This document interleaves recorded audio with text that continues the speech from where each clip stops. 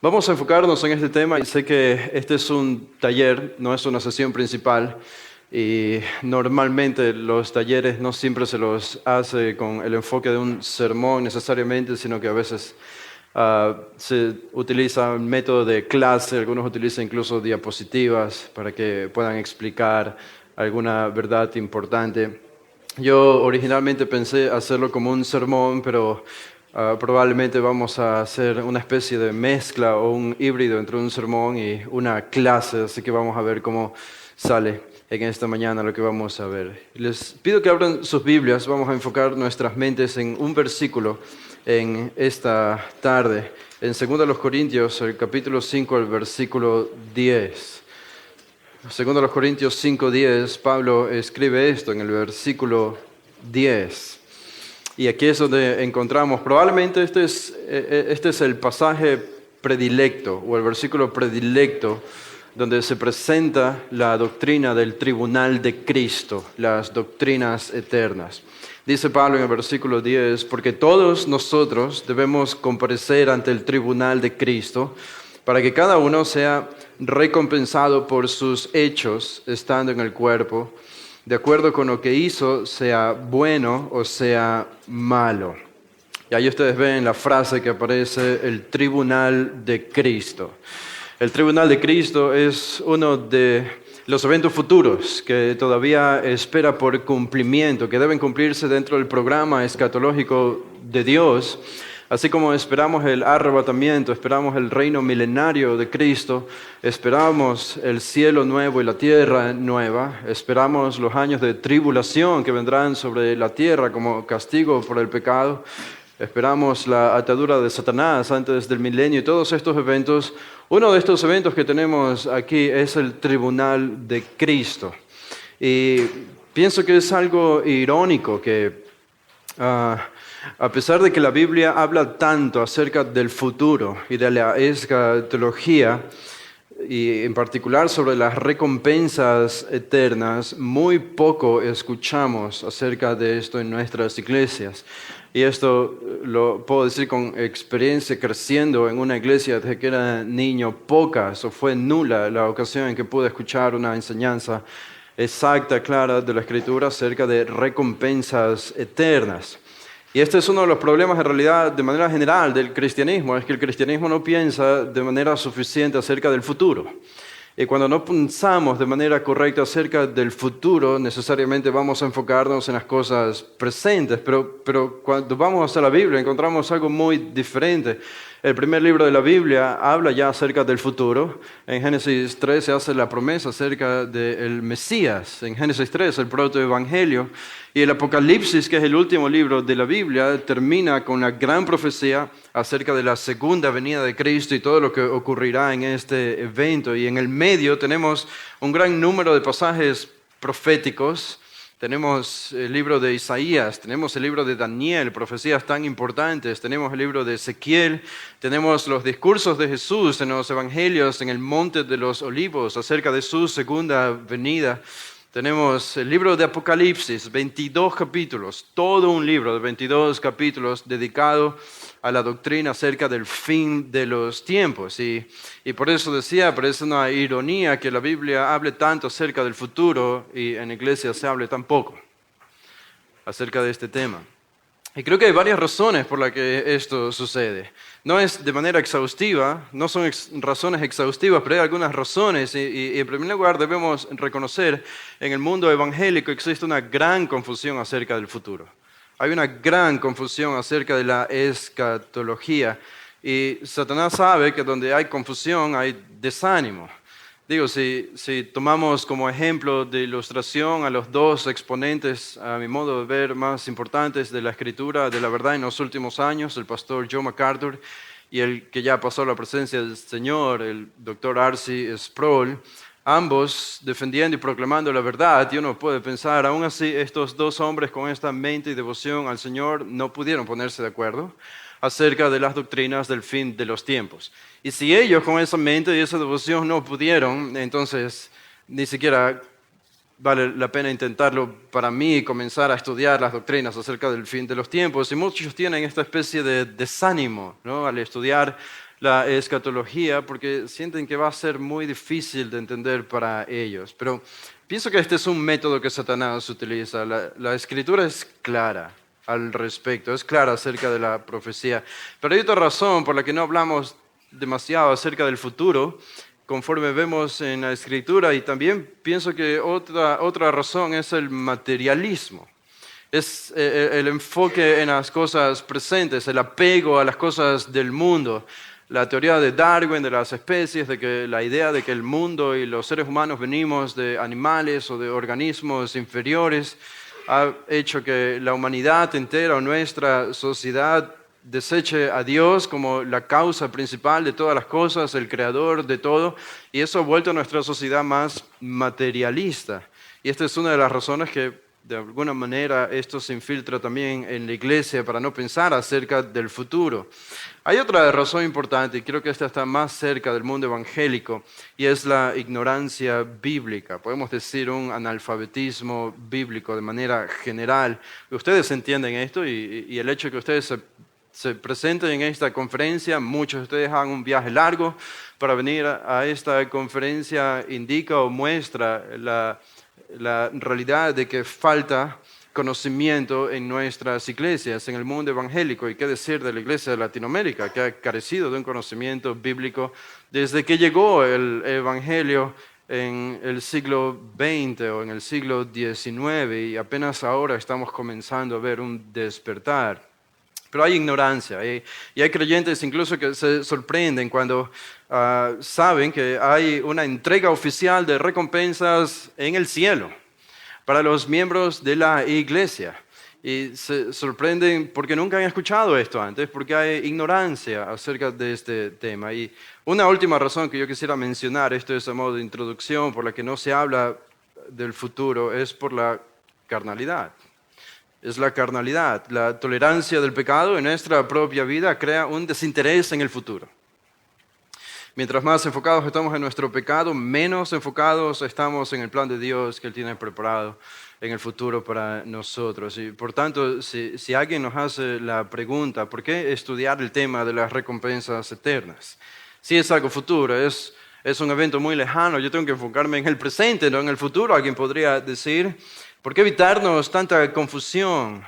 Bueno, nosotros podemos responder pensando en estas razones porque justamente estudiar la doctrina del tribunal de Cristo nos evita la gran confusión que hay en el mundo evangélico acerca de la escatología, evita que caigamos en el materialismo, nos quita la ignorancia bíblica y también es una solución para nuestra carnalidad. Esto va de la mano con la santificación. Y esto solo justifica un mayor interés de nuestra parte por una doctrina como esta, de las recompensas eternas.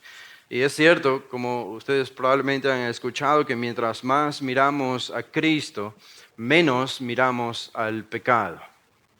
Y creo que también nosotros podemos decir, mientras más pensamos en el futuro, menos pensamos en el pecado.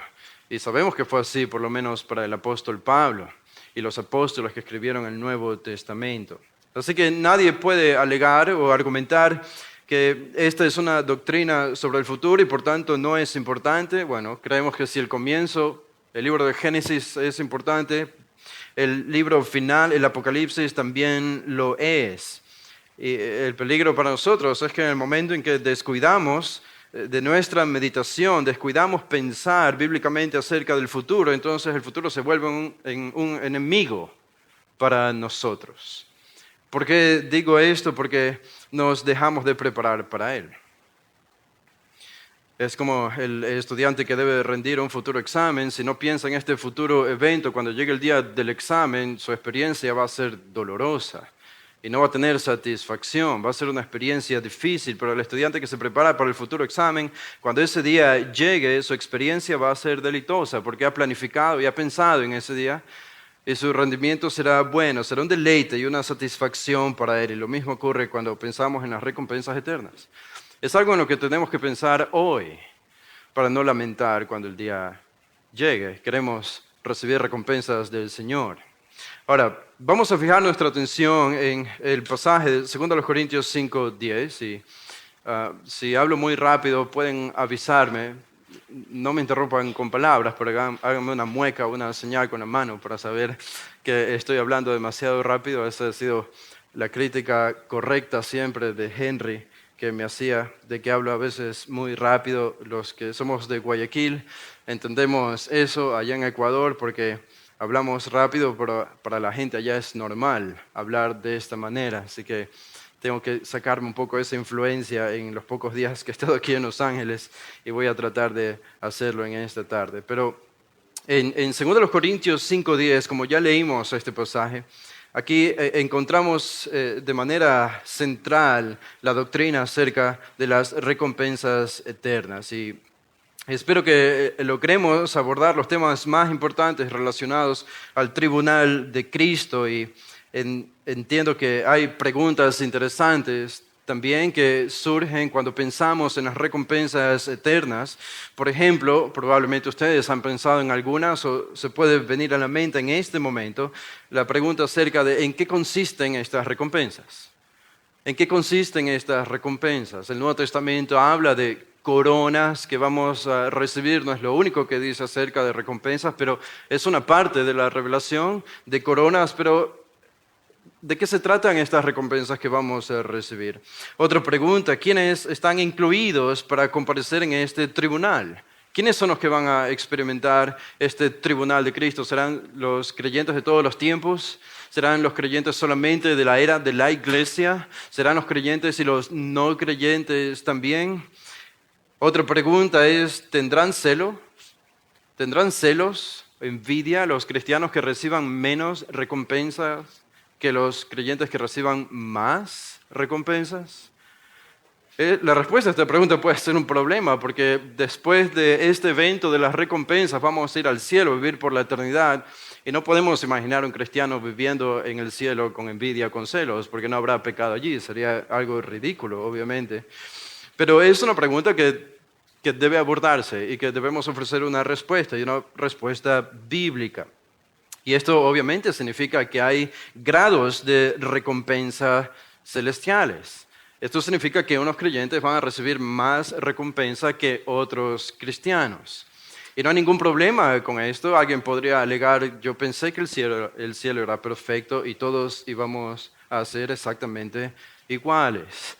Y la Biblia en efecto dice que en el cielo vamos a llegar a la perfección y que tendremos cuerpos glorificados y que no habrá pecado.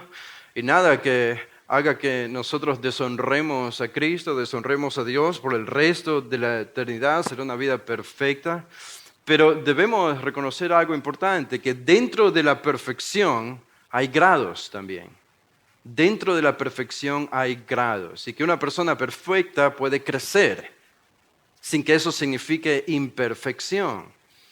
Bueno, este es un concepto que va un poco más allá del tema que nos compete en esta tarde, pero vamos a tratar de abordar este tema y solo para que tengan una idea, el tiempo que tenemos es limitado.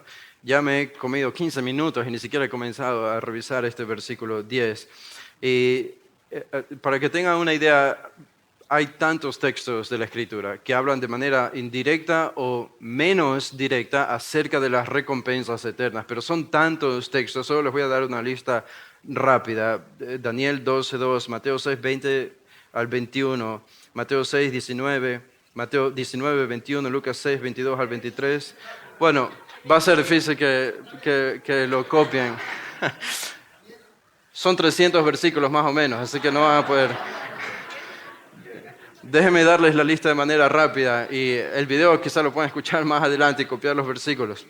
Lucas 6:22 al 23, Lucas 12:18 al 21, Lucas 12:32, 42 al 48, Lucas 14:13 al 14, 1 Corintios 3:8, 1 Corintios 9:18, 13:3, 15:19, 29, 32, 58, Gálatas 6:9 al 10, Efesios 6:7 al 8, Colosenses 3:23 a 24, 1 Timoteo 6:18, Hebreos 10, 34, 35, 11, 10, 14 al 16, 26, 35, 1 de Pedro 1, 4, 2 de Juan 8, Apocalipsis 18, 11, 18, 22, 12, y además podríamos añadir otros más indirectos que aparecen en los evangelios. Así que el tema es amplio y probablemente un poco abrumador para nosotros si no hemos estado informados acerca de una doctrina como las recompensas eternas y de pronto encontrarnos que hay tantos textos de la Escritura que hablan acerca de este tema y por eso decimos, esta es la revelación de Dios y es una revelación de Dios que nunca la terminaremos de descubrir por completo. Son verdades insondables, inescrutables para nosotros que no tienen fin y eso es lo que debemos esperar. Si es un libro que viene de Dios, Dios es infinito, su palabra tiene un conocimiento infinito. Así que gloria a Dios por eso. Pero vayan, ahora pensemos en 2 Corintios 5:10 y pensemos en este pasaje, el versículo 10 que leímos hace un momento. Esta es una carta muy personal para Pablo, cuando él escribió la segunda carta a los Corintios, muy personal para él y encontramos este tono en casi todos los capítulos porque la iglesia de Corinto fue una iglesia difícil para Pablo. Dios usó a Corinto para santificar a Pablo, podríamos decir eso en un sentido, y como Dios puede usar iglesias para santificar a sus pastores el día de hoy. Había carnalidad en la iglesia, habían divisiones, habían partidismos, habían falsos maestros y apóstoles que se habían infiltrado y probablemente una de las cosas que quizá más afectó a Pablo fueron los ataques a su reputación, ataques falsos a la reputación y al ministerio del apóstol Pablo. Ellos incluso estaban juzgando las intenciones de Pablo. Algunos decían que él servía a los corintios solo porque amaba el dinero que ellos tenían o porque amaba la popularidad y amaba el poder. Así que fue una iglesia difícil para él. Y en medio de todo esto, él presenta una defensa, porque él sabía que defenderse a él, en este caso particular, era defender el Evangelio. Y él quería defender el Evangelio, y él era el representante del Evangelio que Dios había enviado para ministrar y fundar muchas iglesias. Era imperativo para él presentar una defensa, y eso es lo que hace en la segunda carta a los Corintios. En el capítulo 12, versículo 17 y en adelante, más adelante, en 2:17 y avanzando en los versículos que siguen, él introduce su propio ministerio personal. Y después de describir la naturaleza y el carácter de su propio ministerio, diciendo que es un ministerio auténtico, entonces ahora él introduce el elemento del sufrimiento en el ministerio auténtico o verdadero. Noten en el capítulo 4, versículo 7. Él dice, pero tenemos este tesoro en vasos de barro, 4:7 de 2 a los Corintios. Tenemos este tesoro en vasos de barro para que la extraordinaria grandeza del poder sea de Dios y no de nosotros. Y noten lo que comienza a relatar Pablo. Dice en el versículo 8, afligidos en todo, pero no agobiados, perplejos, pero no desesperados, perseguidos, y etc. Y en los versículos que siguen, él comienza a hablar del sufrimiento en el ministerio como una marca de que su ministerio era auténtico, de que lo que decían los falsos apóstoles acerca de él era falso, porque este sufrimiento en su ministerio era en un sentido una prueba de que él había sido enviado por Dios. No era un líder derrotado, sino al contrario, este sufrimiento, él más adelante va a aclararlo cuando ya vamos llegando al capítulo 5 de 2 de los Corintios, en el versículo 1.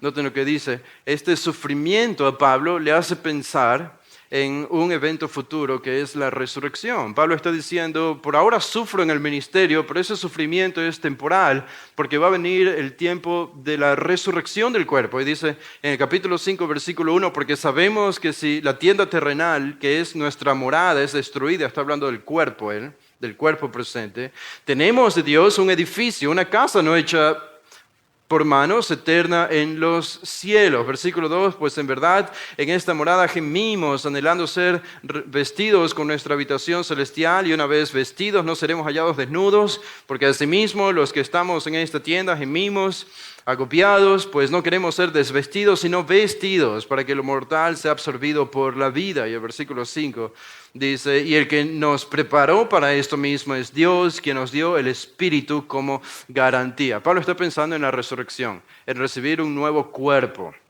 Y esto tiene que ver con el sufrimiento va a terminar. Y en la lógica del apóstol, el tema de la resurrección del cuerpo significa entonces que estaremos ante la presencia de Dios.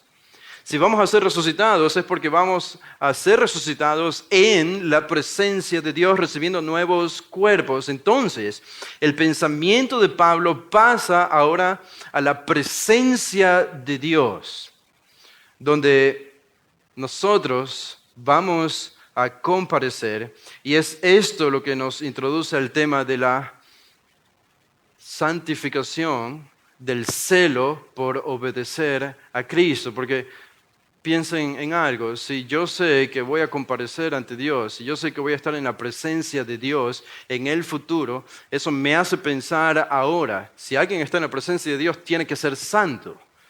Eso me hace pensar en mi santidad presente. Y esto es lo que hace Pablo. Noten lo que dice el versículo 6. Por tanto, animados siempre y sabiendo que mientras habitamos en el cuerpo, estamos ausentes del Señor, porque por fe andamos, no por vista, pero cobramos ánimo y preferimos más bien estar ausentes del cuerpo y habitar con el Señor. Por eso, ya sea presentes o ausentes, ambicionamos serle agradables. Serles agradables. Esta era una ambición para Pablo. Y ambicionamos serle agradables sobre la base de qué. ¿De qué? Versículo 10. De que un día nosotros le rendiremos cuentas de lo que hemos hecho aquí en la tierra. Hablando de la rendición de cuentas, observen la palabra comparecer en el versículo 10. Pablo dice, porque todos nosotros debemos comparecer. Ahora, piensen por un momento en esa palabra, comparecer. La palabra que utiliza aquí Pablo es una palabra que en griego es phanero, pero esta palabra significa revelar algo o exponer algo públicamente, comparecer.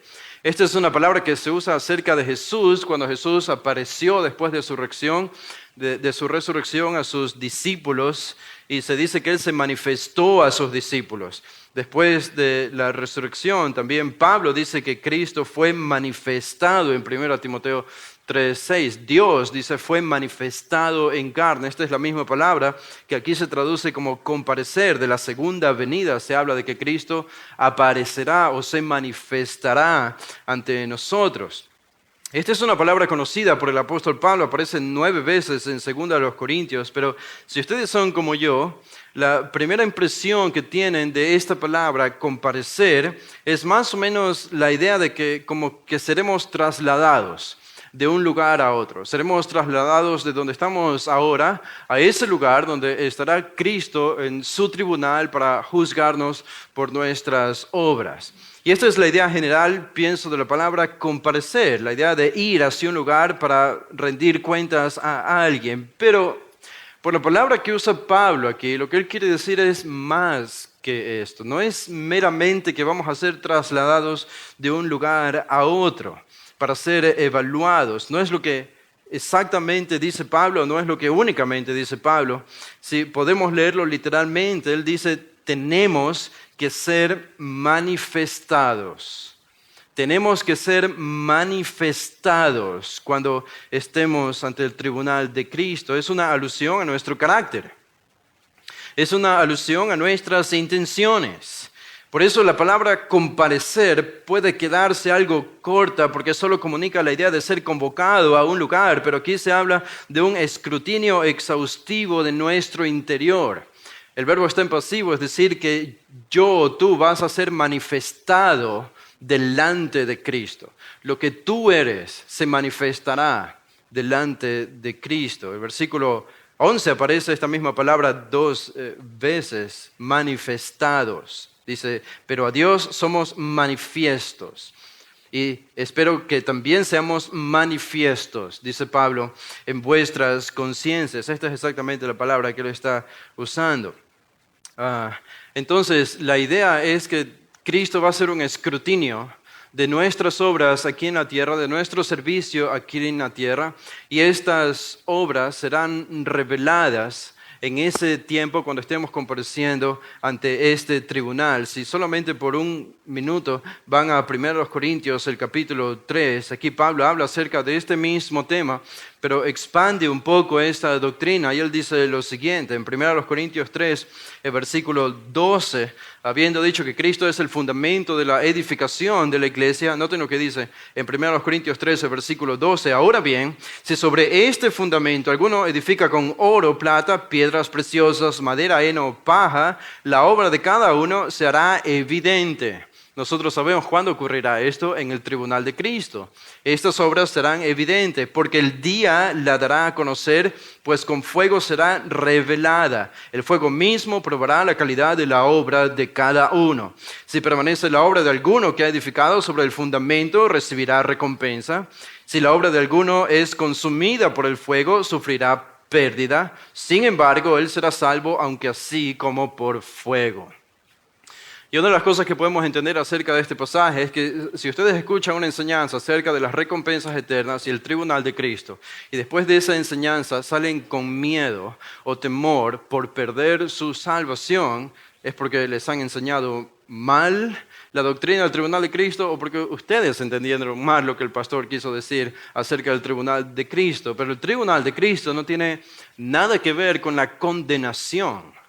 No se trata de ser juzgados por nuestros pecados, aunque puede haber algo involucrado, pero nuestros pecados han sido ya juzgados en Cristo hace 2000 años en la cruz del Calvario, y nosotros vamos a comparecer ante la presencia del Señor, no para rendir cuentas de nuestros pecados. Eso sería intentar crucificar a Cristo de nuevo, lo que no tendría sentido. Pero lo que va a ocurrir ahí es lo que Pablo describe en 1 Corintios 3, son nuestras obras. En nuestro servicio hay obras que un cristiano hace que son espurias. Hay obras que un cristiano puede hacer incluso en la iglesia que son buenas, pero con una motivación mala. Y lo que dice Pablo aquí es que estas obras, este tipo de obras van a ser evaluados por Cristo en el día de su tribunal, y las obras que son consideradas con una mala motivación o que son espurias van a ser quemadas por el fuego y no van a contar para nuestra recompensa, versus las obras que hemos hecho por la gloria de Dios, para el bien de la iglesia, son las obras que el Señor contará para que recibamos la recompensa por ellas. Así que regresen rápidamente a 2 Corintios 5, 10, y lo que dice Pablo aquí entonces lo podemos comenzar a entender un poco mejor.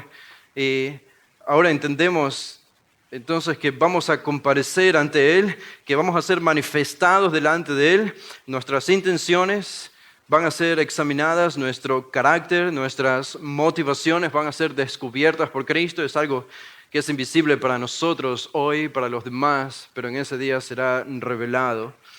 Por tanto, el tribunal de Cristo será el lugar donde nuestros corazones van a ser completamente revelados. El verdadero yo, sin secretos, como verdaderamente somos, allí estaremos revelados ante Cristo. Pero más hay acerca de esto en este mismo pasaje. Noten cuál va a ser el alcance de esta manifestación, de este juicio de los creyentes. ¿Cuál va a ser el alcance? Pablo dice en el versículo 10 al inicio, porque todos nosotros. Este es el alcance. ¿Quiénes son todos? De primera mano sabemos por este versículo que los creyentes estamos incluidos, porque Pablo se está incluyendo a sí mismo. Entonces, este es un juicio al que van a comparecer todos los creyentes. Y Pablo, al decir todos nosotros, yo pienso que él está encerrando, limitando este nosotros a los cristianos. Y hay algo más. Es que el todos también es una referencia a los cristianos que han vivido en la era de la iglesia. Ahora, ¿significa eso que Dios no va a recompensar a los santos que vivieron en el Antiguo Testamento? No, yo creo que habrá recompensa y el Señor sabrá cómo hacerlo, pero parece particularmente que el Nuevo Testamento reserva la doctrina del tribunal de Cristo, las recompensas eternas, para los creyentes de la iglesia. ¿Los creyentes de otros tiempos recibirán recompensa? Claro que sí. Pero lo que dice Pablo aquí tiene incumbencia con la iglesia de Cristo y los miembros de la iglesia de Cristo. Y por eso Pablo añade todos nosotros. Así que será un juicio solo para creyentes y no será una evaluación solo para líderes o solo para pastores, sino para cada miembro de la iglesia de Cristo. Es decir, tú estarás allí junto a tu pastor. Y los dos, hombro a hombro, siendo evaluados por Cristo. Es interesante, me parece a mí, que Pablo se haya incluido a sí mismo siendo él apóstol y teniendo la jerarquía que tenía en la iglesia primitiva. Él dice sin tapujos, demostrando su humildad, todos nosotros. El gran apóstol Pablo dice, todos nosotros, yo estaré allí incluido, yo también seré evaluado, yo no estoy por encima de esta evaluación, todos seremos descubiertos por Cristo en nuestro corazón. Y este es un pensamiento, yo creo que pone nuestros pies sobre la tierra, porque como Pablo, el Señor puede estar haciendo grandes cosas por medio de un hijo suyo, pero al final, tanto Él como todos serán evaluados de la misma manera y con la misma vara de medición. Eso humilla a los líderes y por eso Pablo dice acerca de los que van a comparecer, no solo ustedes van a comparecer, Él dice todos nosotros. Todos nosotros debemos comparecer. ¿Qué falso apóstol podría decir esto? ¿Qué falso maestro podría demostrar una humildad y decir, yo seré evaluado por Cristo? No escucho esto de los falsos apóstoles con frecuencia. No se escuchan estas frases o estas referencias. Y esto nos lleva a pensar en la siguiente palabra, porque podemos hacer y responder otra pregunta acerca de este tribunal, de que vamos a comparecer, es acerca de la necesidad de este tribunal. Este tribunal es necesario. Es necesario. Y Pablo dice allí, porque todos nosotros debemos. Reina Valera, si no me equivoco, creo que dice, es necesario, quizás ustedes están escuchando o están leyendo Reina Valera, es necesario o debemos comparecer ante el tribunal de Cristo. Es tan necesaria como la muerte de Jesús fue necesaria. Es tan necesaria en Juan 3 como la misma palabra aparece de Jesús a Nicodemo, es necesario nacer de nuevo. Tan necesario como la muerte de Jesús y como nacer de nuevo para entrar al reino de Dios es este tribunal de Cristo, las recompensas eternas. Que ocurra este juicio entonces no es una idea secundaria en el plan de Dios, es una necesidad divina. Es un imperativo divino de parte de Dios. Es necesario para Él entregar estas recompensas por medio de Cristo a la iglesia. Y nosotros podríamos pensar, a veces conjeturar un poco, pero pensar, ¿por qué comparecer ante este tribunal? Es una necesidad divina. Es como tan importante que Pablo dice, tenemos que comparecer ante este tribunal. Bueno, en primer lugar podemos decir, porque Dios es justo. Claro, su carácter es justo y no sería justo si un cristiano se dedica a servir a la iglesia sacrificialmente, abandonando las cosas de este mundo, amando a su esposa, criando a sus hijos en sujeción, amando a los creyentes, invirtiendo en el reino y dando todo de sí por la gloria de Cristo y con una motivación pura. No sería justo que este cristiano reciba la misma cantidad de recompensa que un cristiano, un salvo que ha vivido un cristianismo medio mediocre. No sería justo. Y tenemos que entender, este tribunal sirve para manifestar en ese sentido la justicia de Dios, la justicia de Cristo, en que Él va a dar a cada uno lo que realmente merece. No estamos hablando de la salvación.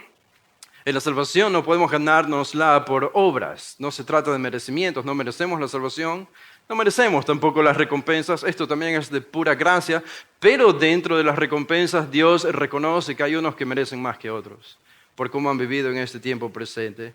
Y me parece a mí que la justicia de Dios es una de las verdades que hace que este juicio del tribunal de Cristo sea necesario. Pero hay otra cosa, pienso yo, y es porque este juicio, este tribunal sirve de incentivo para nosotros en nuestra lucha contra el pecado. Sé que este día se acerca, sé que voy a comparecer ante el tribunal de Cristo y quiero ser hallado por Él limpio. Quiero ser hallado por Él sirviéndole sacrificialmente y con motivaciones puras. También podemos decir que es necesario porque lo infructuoso no puede heredar el cielo. Piensen que nosotros vamos a heredar el cielo. Esa es nuestra morada. Allá vamos a ir por el resto de la eternidad. Pero aún como creyentes tenemos pecado todavía. Hay rezagos del pecado en nuestra vida. Y para entrar al cielo, estos rezagos del pecado, estas motivaciones incorrectas que hemos tenido incluso para servir en la iglesia, tienen que ser borradas. Y una de las cosas que Dios va a hacer es que va a utilizar este tribunal para justamente que sirva de transición para entrar a su morada celestial. Y una cosa más, una última cosa que pienso que este juicio se vuelve necesario es porque principalmente este juicio, sí es cierto, se trata de nosotros y de nuestra evaluación, pero más que eso es para la satisfacción de Cristo. Es por la propia satisfacción de Cristo. Si ustedes se fijan al final del versículo 9, dice Pablo, ambicionamos serle agradables. Tan fuerte para Pablo era este deseo que utiliza la palabra ambición, una palabra normalmente utilizada para el pecado. Pero Pablo la utiliza para agradar a Cristo, ambicionamos serle agradables, y entonces escribe el versículo 10, donde se habla acerca del tribunal de Cristo. Esto quiere decir que no solo sirve para promover nuestra obediencia o nuestra santidad, ese no es el fin, es un medio para satisfacer a Cristo. Este es el fin. Este tribunal, más que de nosotros, se trata de Él.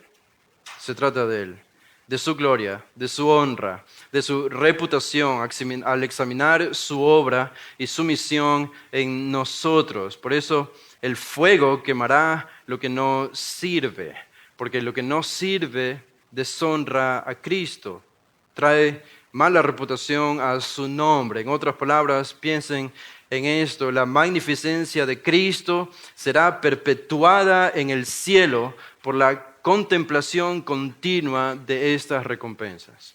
Las recompensas que tú logres amalgamar o reunir cuando llegues al cielo, todas las recompensas que nosotros recibamos tendrán el fin de que sean contempladas continuamente como parte de la gloria de Cristo o de la honra de Cristo. Serán como símbolos o estatuas permanentes alrededor de nosotros que mostrarán que nosotros quisimos vivir una vida que satisface a Él. Pero piensen más, de nuevo en el versículo 10. Estamos tratando de entender este versículo 10 casi palabra por palabra, pero ¿cuál va a ser el lugar donde se va a llevar a cabo este juicio? ¿Cuál va a ser el lugar? Dice el versículo 10, porque todos nosotros debemos comparecer ante el tribunal de Cristo. El tribunal de Cristo. El tribunal de Cristo, la palabra que aparece allí es una palabra beimatos. Este era una especie de plataforma que utilizaban en las ciudades antiguas. En Corinto mismo había una. Ellos edificaban una plataforma y encima de esa plataforma ponían una silla o un asiento especial. Y en ese asiento se sentaba el que llamaban el procónsul o el gobernador de la provincia, y allí traían a los casos de personas que tenían problemas de litigios y tenían que tomar decisiones, y se sentaba el procónsul y él hacía juicios, emitía juicios y tomaba decisiones acerca de las personas que venían buscando ayuda por algún litigio. Y esta es exactamente la palabra, este asiento donde se sentaba el juez, el procónsul, para juzgar a las personas. Esta es la palabra que aquí se traduce como tribunal. Este es el tribunal de Cristo. Y en el Antiguo Testamento aparece este tribunal, incluso en Hechos 13 aparece un procónsul en este tribunal llamado Sergio Paulo. Cada vez que veo este nombre pienso en un futbolista brasileño, no sé por qué. Sergio Paulo. Aparece Gallo o Galión de Acaya también en Hechos 18, 12, utilizando este tribunal. Pablo mismo compareció ante este asiento, ante esta plataforma cuando él estaba en Corinto, en Hechos 18, 12, así que él sabía lo que estaba diciendo y los hermanos de Corinto habrían entendido perfectamente esto. Este va a ser el lugar. Hay en algún lugar que Dios tiene preparado cuando estemos en el cielo disfrutando de las bodas del Cordero. Este es el evento que ocurrirá, el tribunal de Cristo. ¿Cuál va a ser el agente? ¿Quién llevará a cabo este tribunal? Noten el versículo 10. No es el tribunal del Padre. No es el tribunal del Espíritu Santo. Este es el tribunal de Cristo. Él va a ser el agente. En Romanos 14:10 es cierto, dice el tribunal de Dios, pero no dice del Padre, dice el tribunal de Dios. Este es el tribunal de Cristo. Él murió por nosotros, Él resucitó por nosotros, Él es el fundamento de la iglesia sobre la que nosotros construimos nuestro servicio. Él comisionó a la iglesia y entonces Él es el encargado de examinar esa obra cuando vayamos al cielo, porque el Padre ha dado todo su juicio al Hijo. El Hijo es el encargado de juzgar todo el universo y la tierra. Así que el agente será el mismo Cristo de este juicio. Ahora, pensemos un poco más en el versículo 10. Sé que tenemos nuestra mirada fija en este versículo 10, pero vamos terminándolo. Llegamos a otra pregunta. ¿Cuál será el propósito de este juicio? ¿Cuál será el propósito de este juicio, de comparecer ante el tribunal de Cristo? Dice allí en el versículo 10, la segunda parte, para que cada uno sea recompensado por sus hechos estando en el cuerpo, de acuerdo con lo que hizo, sea bueno o sea malo. Este es el propósito, ser recompensados. Literalmente es llevar uno mismo algo o recibir algo. Recibir algo. Define en carácter de la evaluación que se va a presentar en ese momento.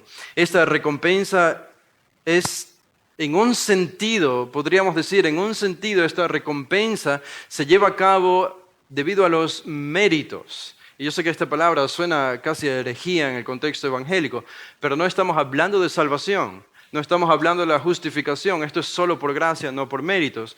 Pero las recompensas se deben a nuestras obras aquí en la tierra ya siendo creyentes.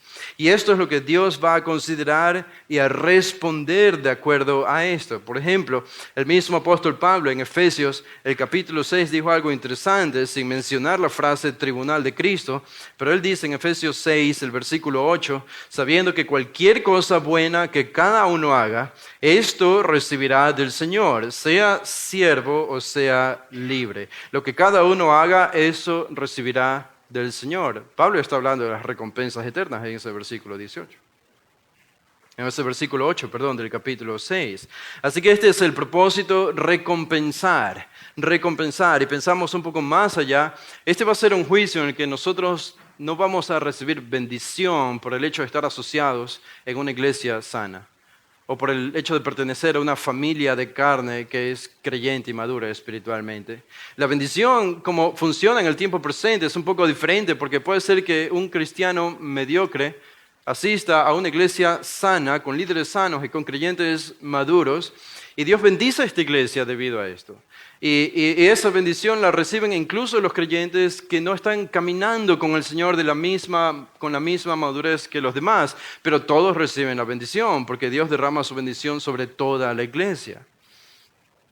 Bueno, en el tiempo de ese tribunal va a ser diferente, porque Dios no va a considerar a qué iglesia pertenecimos, Dios va a considerar nuestras obras. En otras palabras, será un juicio individual. Por eso, noten lo que dice allí Pablo en el versículo 10, para que cada uno sea recompensado por sus hechos. Es privado, es individual. Y la bendición de la recompensa llegará solamente al que la merece. No es como ahora que Dios puede bendecir ampliamente y otros reciben los beneficios de los que son más maduros. En ese momento será diferente. ¿Y cuál es la base? ¿Cómo Dios va a juzgarnos en ese momento? ¿Sobre la base de qué? Al final del versículo 10 dice, de acuerdo con lo que hizo, sea bueno o sea malo. Uno puede leer esta última frase y llegar a la conclusión, bueno, Dios va a ver mis pecados allí. Porque aquí dice que voy a ser juzgado por lo bueno y por lo malo. Déjenme decirles algo acerca de esa palabra, malo. Porque esa palabra malo no es la que normalmente utiliza la Biblia como malo y que nosotros entendemos como malos. La palabra que utiliza allí es una palabra diferente, es faulos, y significa, si lo podemos resumir para no darles tanto tecnicismo innecesario, simplemente significa algo mediocre. Algo mediocre. Algo que está por debajo del estándar esperado o requerido. Cada vez que daba exámenes en la escuela me recuerda a esto, porque me familiarizo exactamente con lo que Pablo está diciendo allí, exámenes mediocres en la escuela. Esto es lo que él está diciendo. No es tanto la idea de pecados que van a ser considerados allí, sino la idea de obras mediocres que nosotros realizamos que no son necesariamente categorizadas como pecados o malas, pero son obras que no cuentan como una recompensa, son las que van a ser quemadas por el fuego porque no trajeron gloria a Dios o gloria a Cristo. Ustedes pueden pensar en varias ilustraciones de esto, cosas que hacemos durante el día que no son pecado, pero que no traen gloria a Dios. Y probablemente podemos estar llenos de este tipo de actividades, ¿no? Como viendo alguna película. Ver una película no es pecado, claro que no. Algunos pensaban eso en el pasado, pero o ir al cine o algo así. Bueno, quizás algunos de ustedes piensan todavía que es pecado. No sé, pero no es pecado. Y sin embargo, esas 2 horas que paso frente a la pantalla, pudiese estar estudiando la Escritura, predicando el Evangelio, pasando tiempo con mi familia, conversando con alguien sobre cosas más profundas. No queremos ser legalistas, no estoy diciendo que nos podemos divertirnos en algún momento o esas cosas, pero estas son obras que en lugar de ser utilizadas para la gloria de Dios, simplemente quedaron en el olvido por el fuego de Dios y van a quedar aquí. Y a eso se refiere Pablo cuando dice malo, malo. No son tanto pecados, sino estas obras que serán quemadas. Es muy interesante. Ahora, pensemos por un momento, ¿en qué consisten estas recompensas? ¿En qué consisten estas recompensas? Probablemente ustedes vinieron solo para escuchar eso y todo lo que he dicho era más pasajero y no les interesaba mucho. Pero ¿en qué consisten estas recompensas? Las recompensas eternas. Para eso vamos a leer unos pocos versículos de la Escritura. Vayan conmigo a Daniel, el capítulo 7, el versículo 25. El profeta Daniel, el capítulo 7, versículo 25. Dice esto. Si lo pueden encontrar antes de que se acabe el sermón, sería bueno. Dice Daniel 7, 25, y él proferirá palabras, esto es hablando acerca del anticristo, el futuro anticristo, dice, y él proferirá palabras contra el Altísimo y afligirá a los santos del Altísimo e intentará cambiar los tiempos y la ley y les serán entregados en sus manos por un tiempo, por tiempos y por medio tiempo. Versículo 26. Pero el tribunal se sentará para juzgar, y su dominio les será quitado, aniquilado y destruido para siempre. Esto es, el anticristo y su control mundial va a ser despojado completamente. El versículo 27 dice, y la soberanía, el dominio y la grandeza de todos los reinos debajo de todo el cielo, que ahora le pertenecían al anticristo, pero esto ya es pasado en este versículo 27, dice, serán entregados al pueblo de los santos del Altísimo. ¿Cuál es el pueblo de los santos del Altísimo? Es el pueblo de Dios, los santos de Dios. Ahora somos la iglesia, somos el pueblo de Dios. En otras palabras, el reino terrenal será entregado a la iglesia, a los creyentes. Y todos los dominios le servirán y le obedecerán. Porque vamos edificando el fundamento para responder la pregunta acerca de en qué consisten las recompensas eternas. Aquí tenemos un pasaje claro de algo que nosotros como creyentes vamos a recibir en el tiempo del fin. Autoridad. Autoridad. Un reino y autoridades en ese reino es lo que dice exactamente Daniel aquí. No es la idea de que en el fin va a desaparecer todo lo físico o lo material y vamos a estar montados en una nube mirando a Dios por el resto de la eternidad sin hacer nada más.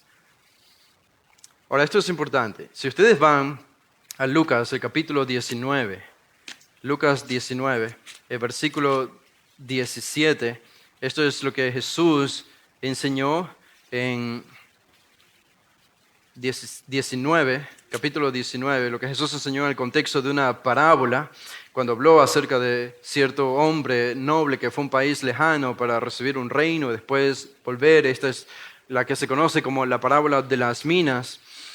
Cuando el Señor llegó, dice en el versículo 17, y él le dijo, bien hecho al buen siervo, bien hecho, buen siervo, puesto que has sido fiel en lo muy poco, ten autoridad sobre 10 ciudades. Y al versículo 19 también al otro dijo también a este, y tú vas a estar sobre 5 ciudades. Estos son los buenos siervos. Uno, el que hizo mejor, recibió 10, y el otro que hizo bien también, pero no tan bien como el primero, recibió 5 ciudades. La idea de heredar algo, heredar ciudades, aquí entendemos esa idea en Daniel también, recibir un reino, heredar un reino y tener el dominio y la autoridad sobre ese reino.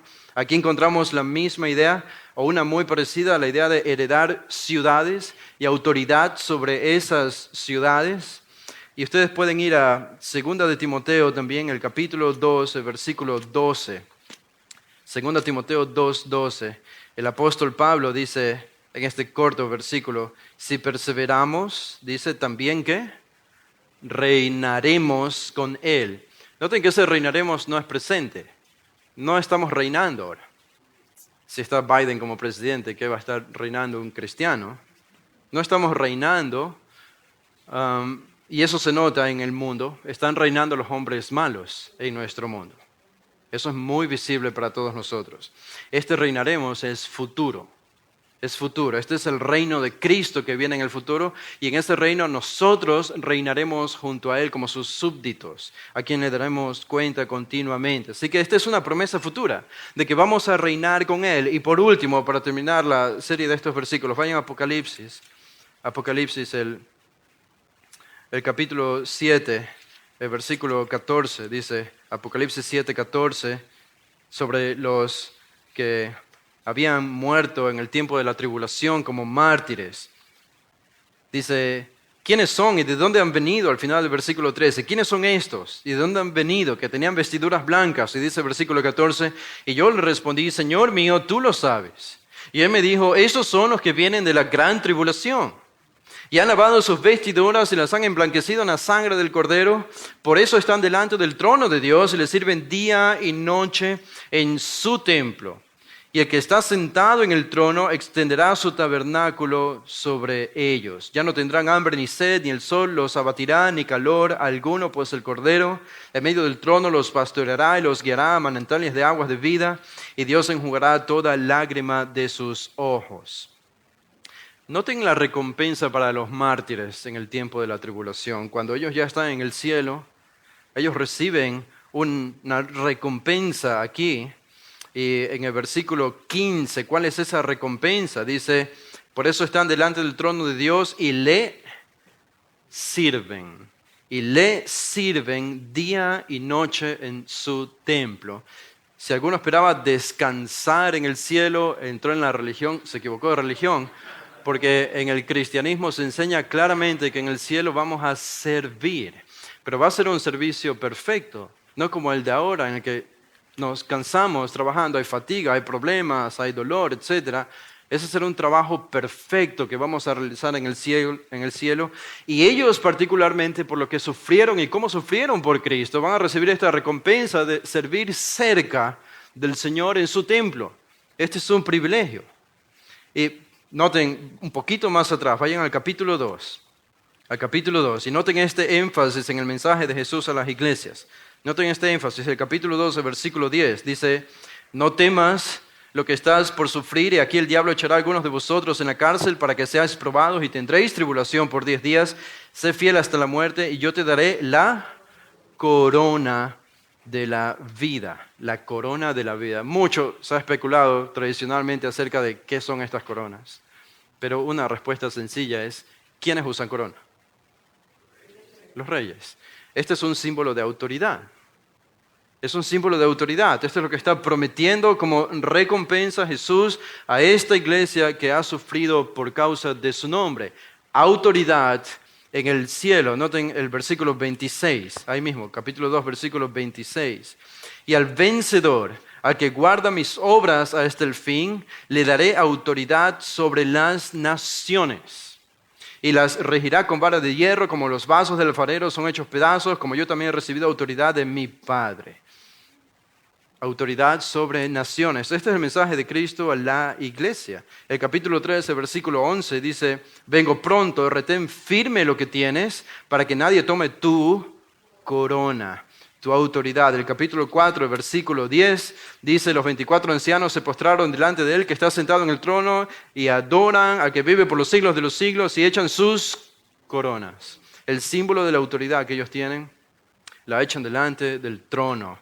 alabando al Señor en el versículo 11 por lo que Él ha hecho. Y por último, ahí en el capítulo 5, el versículo 9, dice, cantaban un cántico nuevo diciendo, ¿cuál es el cántico? Digno eres de tomar el libro y de abrir sus sellos porque tú fuiste inmolado y con tu sangre compraste para Dios a gente de toda tribu, lengua, pueblo y nación y los has hecho un reino y sacerdotes para nuestro Dios y reinarán sobre la tierra. La profecía no es tan difícil de entender si interpretamos literalmente lo que dice el Apocalipsis, ¿no? Vamos a tener autoridad en el cielo. Y pienso que estas son las recompensas que vamos a recibir cuando estemos ante el tribunal de Cristo, dependiendo cómo hayamos vivido aquí en la tierra. Entonces, unos creyentes que se han sacrificado más por Cristo y que han servido con una motivación pura tendrán más autoridad en el cielo que otros creyentes que no lo han hecho tan bien. Y de nuevo uno podría decir, como decíamos al principio, yo pensé que todos íbamos a ser igualitos en el cielo. Bueno, en el sentido de santidad y de perfección todos seremos iguales. No habrá pecado, no habrá dolor, no habrá llanto, ni lágrimas. Pero dentro de la perfección hay grados. Hay grados. Y esto está en la misma naturaleza de Dios, la idea de jerarquía y autoridad. El Padre es el que envía al Hijo. El Hijo se somete al Padre. Y el Espíritu Santo es enviado o se sujeta al Hijo y al Padre. Dios instituyó, por ejemplo, la familia, el hombre y la mujer, el esposo y la esposa, ambos son exactamente iguales de valiosos en la presencia de Dios, pero Dios ha designado que el esposo tenga autoridad sobre su esposa y sobre sus hijos. Y igual con los niños, en la iglesia los pastores son exactamente iguales en valor que los miembros de la iglesia, pero Dios ha designado que haya una jerarquía o una autoridad de pastores sobre la iglesia. La jerarquía y la autoridad no significa que uno es menos que alguien o más que alguien. Es simplemente el diseño original de Dios y ese diseño va a ser perfectamente restaurado en el cielo por medio de las recompensas que vamos a recibir. Ahora, solo a modo de aplicación para terminar en esta tarde, vayan conmigo a Lucas, el capítulo 12. He estado estudiando en la iglesia allá en Ecuador. Estoy predicando el Evangelio de Lucas y creo que ya llevamos 30 años y no termino el Evangelio de Lucas, si no me votan antes de que termine este Evangelio. Estoy exagerando, obviamente, pero en este capítulo 12, observen, solo les voy a dirigir su atención a estos versículos finales. En el versículo 35, Jesús enseña una parábola a sus discípulos.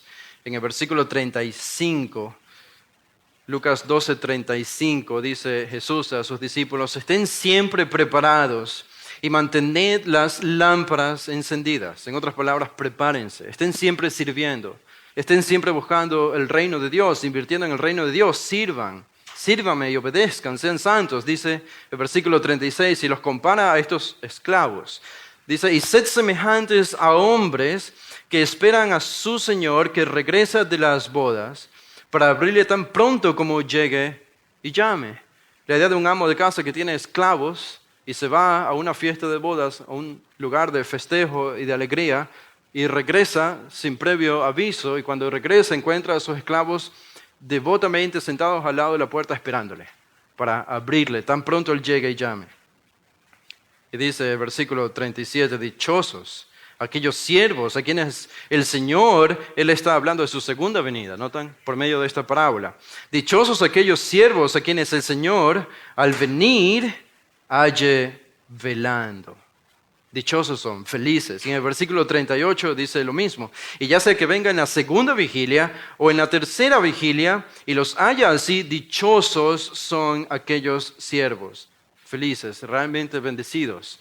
Los que sirven y esperan la segunda venida de Cristo, sirviéndole y buscando el reino constantemente.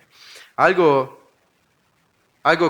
contradictorio para la cultura de los judíos era que un amo sirva a sus esclavos, ¿no?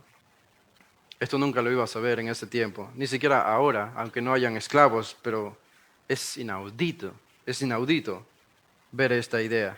Y sin embargo, la manera en la que Jesús diseña estas imágenes y esta parábola es sorprendente, porque si ustedes se fijan al final del versículo 37, ¿qué va a hacer el amo? con estos esclavos a los que encuentra sirviéndoles devotamente y esperándoles en su regreso. Dice, en verdad os digo que este amo se ceñirá, se remangará el manto y los sentará a la mesa. ¿A quiénes? A los esclavos. Y acercándole les servirá. Y la idea para ahorrarles tiempo, que ya acabamos, es que el amo está en esta fiesta festejando y por una palabra particular que se usa aquí, de pronto él se desaparece de la fiesta. No está más en la fiesta. Nadie sabe por qué. Él se retrajo, es la palabra, se retrajo de esta fiesta. Y la idea es que este amo, aunque estaba disfrutando de la fiesta con sus amigos, de la fiesta de bodas, él estaba pensando en sus esclavos. Estaba pensando en sus esclavos. Y él dijo, yo quiero verlos ahora. Y de pronto pensó tanto en ellos que en ese momento, aunque la fiesta todavía no había terminado, porque continuaba, él se desapareció de la fiesta y regresó a casa porque pensó en sus esclavos. Y cuando llegó, encontró a sus esclavos sirviéndoles. Y él se puso en la posición de un esclavo para servirlos a ellos, a quienes puso en la posición de un amo. Esta es la imagen de lo que va a suceder en la segunda venida de Cristo para los que le esperan. Para los que le esperan y le sirven continuamente. Cristo nos va a servir a nosotros. Es simplemente que no es normal que estemos ante la presencia de Dios, como en este tribunal, sin sufrir consecuencias por nuestro pecado. No es normal estar en la presencia de Dios y estar bien. No es normal eso. Pero el hecho de que Pablo hable de estar en este tribunal sin consecuencias negativas se debe a que Cristo ya ha hecho lo que no era posible para nosotros. Él no solo es bueno para recordar, damos gracias a Dios que Él también es bueno para olvidar. Y el hecho de que vamos a estar en este tribunal no para ser juzgados por nuestros pecados, sino para ser recompensados por lo que hemos hecho, es una prueba de que Dios ha decidido olvidar tu pecado, olvidar mi pecado. Y tener este evento solamente como un evento para gozo, para recompensa, que hablarán por sí mismos de la gloria de Cristo. Vamos a orar para terminar. Padre, te damos gracias por este tiempo, gracias por tu palabra, por esta maravillosa doctrina, Señor, que nosotros pedimos que nos ayudes a meditar y profundizar más en ella, porque tiene una tremenda implicación para nuestra vida temporal y práctica aquí en la tierra. Estamos esperándote, Señor, esperamos tu pronto regreso y queremos hacerlo sirviéndote, queremos glorificarte con nuestras recompensas, queremos que nos halles devotos, esperándote a la puerta, Señor. Haz esto nosotros, pedimos en el nombre de Jesús. Amén.